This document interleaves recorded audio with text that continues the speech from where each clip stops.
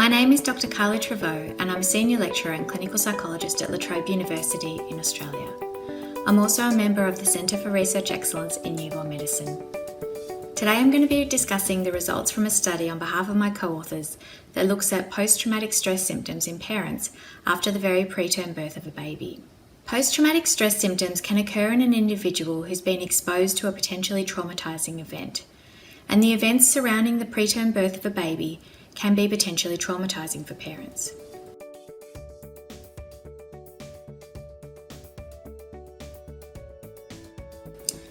Past research suggests that parents of very preterm babies are more likely to experience symptoms of post-traumatic stress after the birth of their baby compared with parents who have a baby born at full term.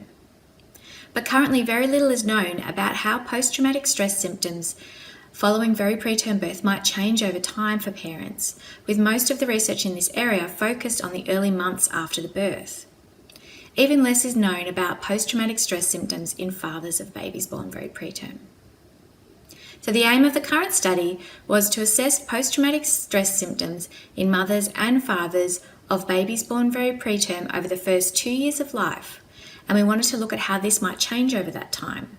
We were also interested in whether medical or social risk factors might be associated with these changes in post-traumatic stress symptoms over time.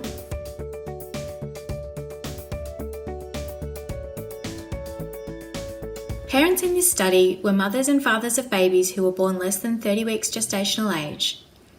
Mothers and fathers were invited to complete a questionnaire assessing symptoms of post-traumatic stress at 3 time points after their baby's birth.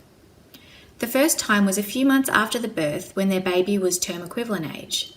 The second time was when their baby was 12 months corrected age, and the third at 24 months corrected age.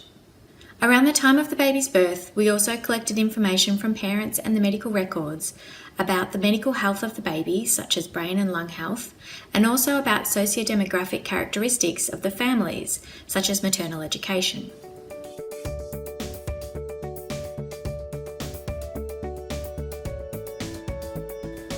We found that across the first 2 years after very preterm birth, total post-traumatic stress scores declined over time for parents. And this same pattern was seen when we looked at the proportion of parents whose levels of post-traumatic stress symptoms were classified as clinically elevated, or at a level suggesting that these individuals might be at higher risk for meeting criteria for a diagnosis of post-traumatic stress disorder. To illustrate this change a little further, when we looked at the proportion of parents with clinically elevated scores, we found that at term equivalent age, approximately 35% of mothers and fathers reported these elevated levels of post-traumatic stress symptoms, and this declined to approximately 18% of mothers and fathers by 24 months. We found little evidence to suggest that the medical risk of the baby or the social risk of the family were associated with post-traumatic stress symptom scores across all time points, or change in post-traumatic stress symptoms over time.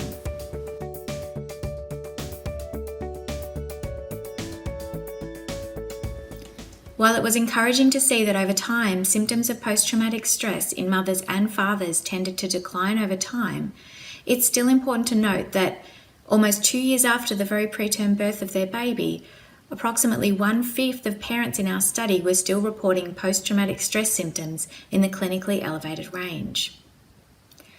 Given that we didn't find strong evidence that knowing how unwell the baby was at time of birth, or by looking at the parent's social characteristics such as employment or education, could help us understand which parents might be at greater or lesser risk for post-traumatic stress symptoms, this means we still have questions.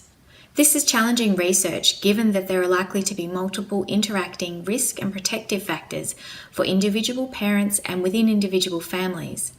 Importantly, the results from this study indicate the need to ensure that parents have access to psychological interventions as a key component of their hospital-based and ongoing community care after very preterm birth.